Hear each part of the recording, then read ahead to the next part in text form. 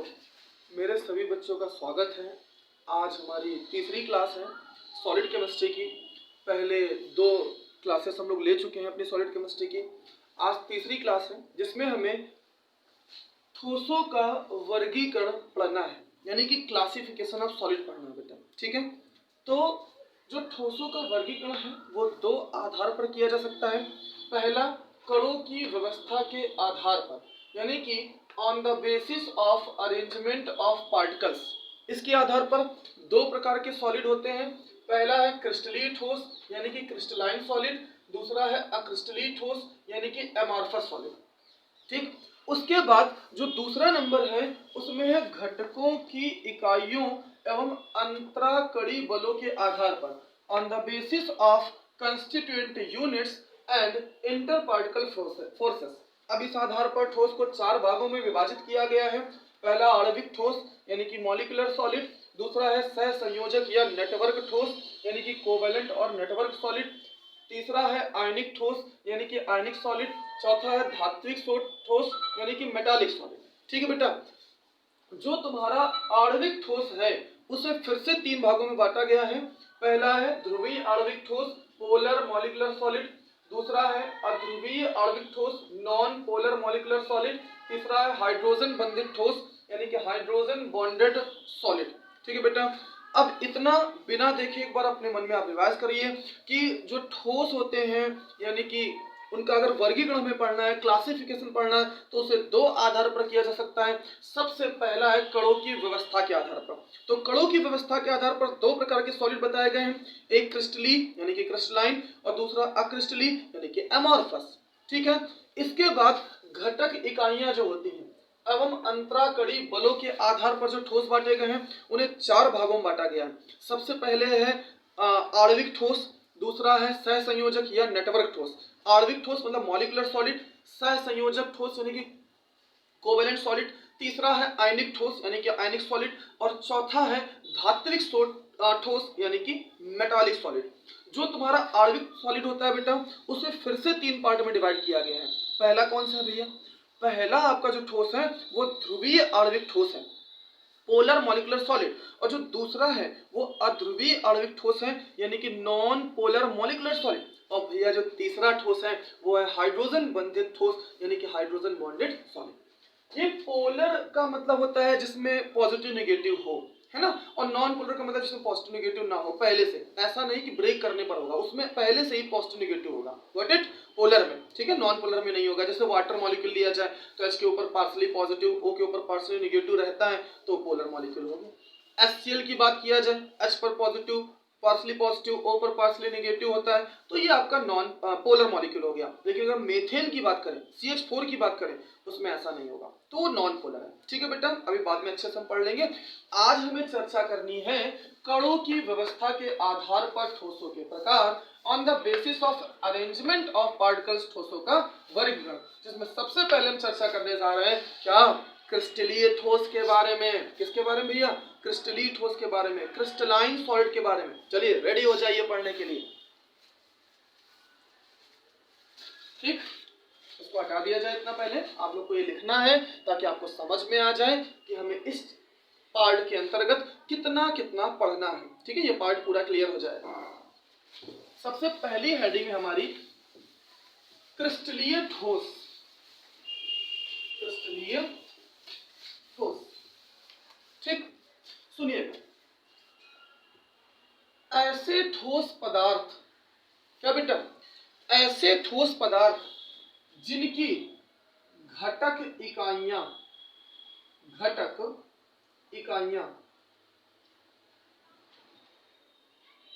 जैसे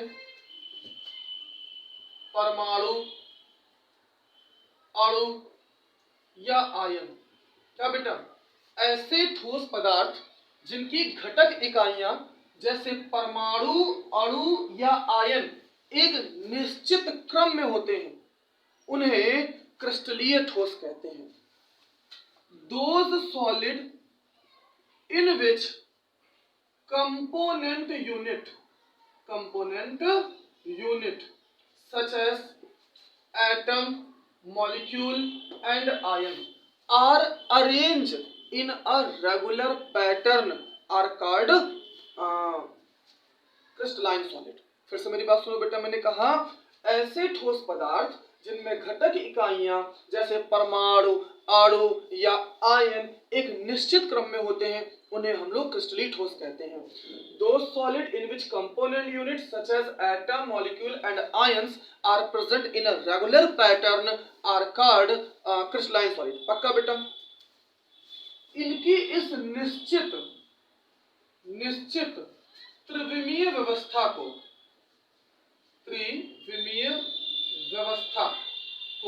3D arrangement को हम लोग बोलते हैं क्रिस्टल जालक। इनके इस निश्चित त्रिविमीय व्यवस्था को क्रिस्टल जालक कहा जाता है।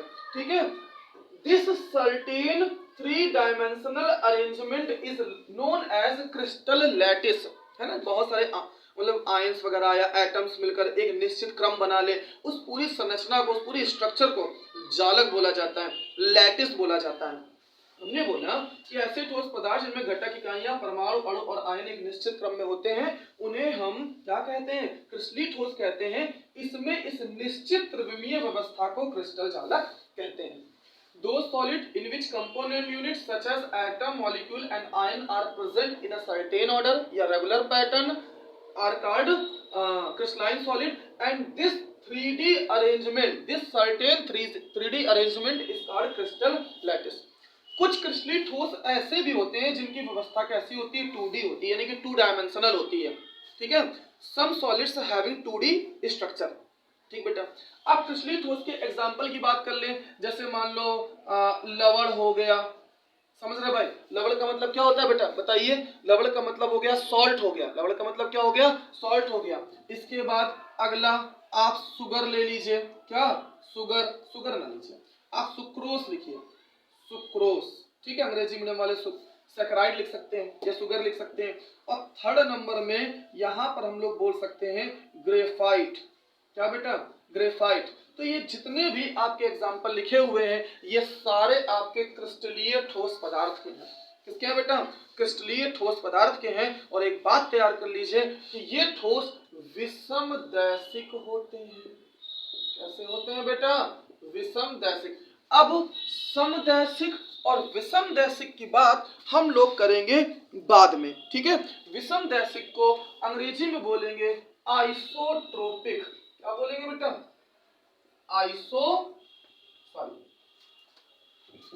विषमदैशिक को आइसोट्रोपिक नहीं बोलेंगे बेटा, एनाइसोट्रोपिक बोलेंगे, एनाइसोट्रोपिक। ठीक है, विषमदैशिक को बेटा अंग्रेजी में क्या बोलेंगे? इंग्लिश में विषमदैशिक को बोलेंगे आइसोट्रोपिक। सॉरी यार, बार बार एक ही बॉल निकल रहा है। विषमदैशिक बोलेंगे एनाइसोट्रोपिक। क्या इस बात में किसी बच्चे को कोई प्रॉब्लम है? ये जो हमने तैयार किया हुआ है, ये हमारा क्रिस्टलीय ठोस तैयार हो गया। अब इसका अगर हम मान लो कोई फिगर बनाना चाहें, तो देखिए इस तरीके से बना सकते हैं। अच्छे से समझिएगा, सभी बच्चे ध्यान दीजिएगा कि हम लोग कैसे फिगर को बना सकते हैं। ठीक है,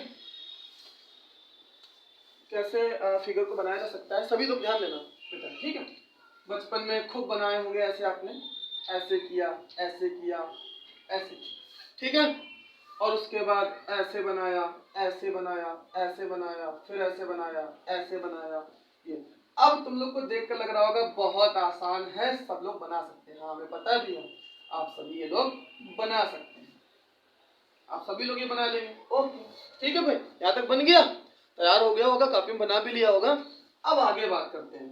ऐसे मिलाया, ऐसे मिलाया, ऐसे मिलाया, ऐसे मिलाया, ये भी तैयार कर लिया होगा। अच्छा, कोई बात नहीं भाई, ऐसे बनाया, ऐसे बनाया, ऐसे बनाया, ऐसे बनाया, ये भी हो गया होगा, है ना? अच्छा ठीक है भाई, ऐसे बनाया, ऐसे बनाया, ऐसे बनाया, ऐसे बनाया। अच्छा, ये भी हो गया होगा भाई। इसके बाद ये बीच वाली लाइन को इधर नीचे इससे मिलाया, और इधर बीच वाली लाइन को इधर ऐसे मिलाया। तो ये जो आपका लैटिस बना हुआ है, जालक बना हुआ है, ये आपका क्रिस्टल जालक है। ठीक है, वो देखो जालक जैसा लग रहा है ना, तो जालक यानी कि लैटिस है। अब आप ऐसे ऐसे ऐसे, ठीक है, बना दीजिए, ऐसे ऐसे ऐसे, ऐसे ऐसे ऐसे। ठीक है, आप जब स्केल से बनाएंगे थोड़ा अच्छा बनेगा बेटा। इसको भी ऐसे मिला दीजिए, ऐसे ऐसे ऐसे। अब देखिए एक लाइन में ऐसे 3 आइटम आ रहे हैं। ये स्ट्रक्चर जो मैंने आपको बनाकर दिखाया है ये NaCl का है बेटा। एक आप डार्क कर दीजिए, एक लाइट फिर डार्क, फिर आप डार्क कर दीजिए लाइट और फिर डार्क।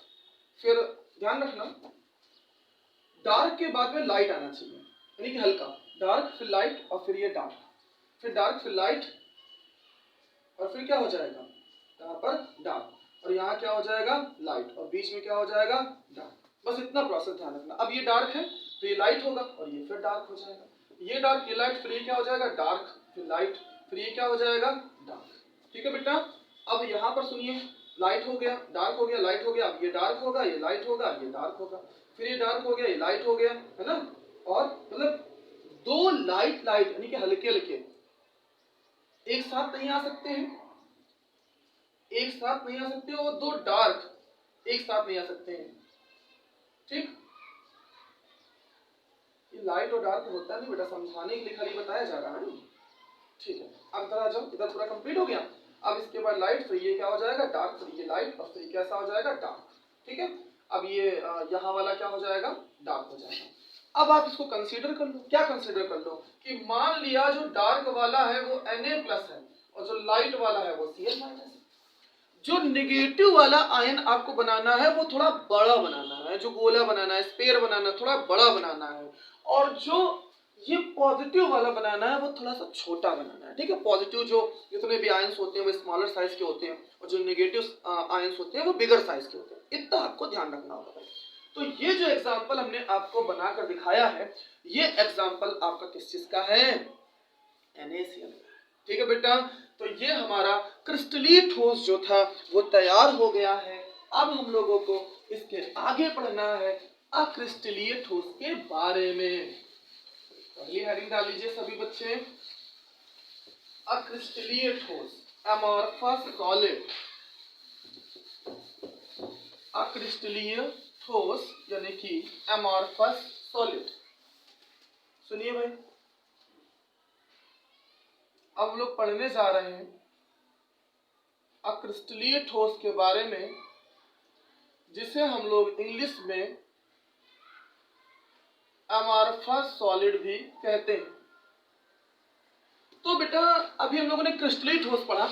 क्रिस्टलीय ठोस में हमने बताया कि ऐसे ठोस पदार्थ जिनकी घटक इकाइयां जैसे परमाणु, अणु या आयन यानी कंपोनेंट यूनिट जैसे एटम, मॉलिक्यूल या आयन एक निश्चित क्रम में थे, रेगुलर पैटर्न में थे। अब यहाँ निश्चित क्रम मत बोलो, एक निश्चित क्रम में नहीं होते, रेगुलर पैटर्न में नहीं होते हैं, उन्हें क्या बोलते हैं, उन्हें बोलते हैं अक्रिस्टलीय पदार्थ, और इनकी ज्यामिति निश्चित नहीं होती है। अब जैसे हमने कांच ले लिया, मक्खन ले लिया, है ना, तो ये मक्खन, कांच, ये सब चीजें हो गई, तो क्या इनकी ज्यामिति निश्चित होती है क्या? मक्खन ले लिया, हाथ में लो भाई, ये देखो किस शेप का है बताओ। यार अरे भाई उसका कैसा शेप होगा, मक्खन जानते हो ना वो ब्रेड मक्खन वाला, उसको निकाल कर देखो और ऐसे निकाल के देखो, कोई शेप होगा? नहीं मिलेगा, कोई निश्चित आकृति नहीं होती है। बात समझे ना? अच्छा, एक बात क्रिस्टलीय ठोस में और लिख लीजिए, जो क्रिस्टलीय ठोस होते हैं उन्हें सत्य ठोस भी कहते हैं, उन्हें ट्रू सॉलिड भी कहते हैं। कभी कभी एग्जामिनर ऐसे भी पूछ लेता है कि सत्य ठोस क्या होते हैं, ट्रू सॉलिड क्या होते हैं। भाई क्रिस्टलीय तो दिमाग में बसा हुआ है, क्रिस्टलीय तो हमें आता है, दिमाग में है क्योंकि, लेकिन सत्य ठोस जो है वो दिमाग में नहीं होगा। तो आप वहां पर नोट पॉइंट करके लिखिएगा, हाईलाइट करके लिखिएगा कि क्रिस्टलीय ठोसों को सत्य ठोस भी कहते हैं, यानी कि उन्हें ट्रू सॉलिड भी कहा जाता है। अब बात करते हैं अक्रिस्टलीय ठोसों को। तो अक्रिस्टलीय ठोसों को अतिशीतित द्रव भी कहते हैं, सुपर कूल्ड लिक्विड। ठीक है, अक्रिस्टलीय ठोसों को और क्या कहा जाता है बेटा? Super cooled liquid. अक्रिस्टलीय ठोसों को सुपर कूल्ड लिक्विड यानी कि अतिशीतित द्रव भी कहा जाता है, या छद्म ठोस भी कहा जाता है। छद्म, क्या? छद्म ठोस भी कहा जाता है। स्यूडो सॉलिड, स्यूडो की स्पेलिंग पी से शुरू होगी, पी साइलेंट होगा, PSEUDO, स्यूडो, स्यूडो सॉलिड। ठीक है, ये सब नाम लिख लीजिएगा बेटा। है ऐसे ठोस पदार्थ जिनमें घटक इकाइयां जैसे परमाणु, अणु और आयन। परमाणु यानी कि बेटा एटम, मॉलिक्यूल और आयन एक निश्चित क्रम में नहीं होते हैं, उन्हें अक्रिस्टलीय ठोस कहते हैं। इनकी ज्यामिति निश्चित नहीं होती है, ये व्यवहार में समदैशिक होते हैं। वाला भी समदैशिक था, ये समदैशिक यानी कि आइसोट्रोपिक नेचर के होते हैं। ठीक है बेटा, समदैशिक और विषमदैशिक क्या होता है इसकी चर्चा हम लोग अभी बाद में करेंगे। आप परेशान मत होइए कि समदैशिक क्या होता है विषमदैशिक क्या होता है, हम जानते नहीं, अभी चर्चा करेंगे। ऐसे ठोस पदार्थ जिनमें परमाणु, अणु और आयन एक निश्चित क्रम में नहीं होते हैं उन्हें अक्रिस्टलीय ठोस कहा जाता है और ये व्यवहार में समदैशिक होते हैं। Those solid in which component unit such as atom, molecule and ions are not present in a regular pattern are called amorphous solid and they are isotropic in nature. इनकी ज्यामिति निश्चित नहीं होती, they don't have certain geometry। नहीं आया बेटा, यहाँ तक किसी को कोई दिक्कत है? अच्छा, अब पढ़ते हैं कुछ स्पेशल पॉइंट्स। अच्छा हाँ, इसके एग्जाम्पल्स के बारे में आपको याद होगा, मैंने अभी चर्चा की थी। मक्खन बताया था, कांच बताया था, है ना बेटा? अच्छा, रबर और प्लास्टिक भी इसके एग्जाम्पल हो सकते हैं। मक्खन, कांच, रबर और प्लास्टिक, बटर, ग्लास और क्या बताया, रबर एंड प्लास्टिक, ये आपके अक्रिस्टलीय ठोसों में क्या होगा, एग्जाम्पल होगा। सुनिएगा बेटा, जो तुम्हारे अक्रिस्टलीय ठोस है, अक्रिस्टलीय ठोस यानी कि इंग्लिश में क्या है बेटा, अमॉर्फस सॉलिड। इन्हें और क्या बोलते हैं, अति शीतित द्रव यानी कि super cooled liquid, cooled liquid या छद्म ठोस भी कहते हैं, यानी कि स्यूडो सॉलिड भी कहते हैं, कि नहीं बेटा? तो अक्रिस्टलीय ठोस में बहने का गुण होता है, फ्लोइंग प्रॉपर्टी होती है।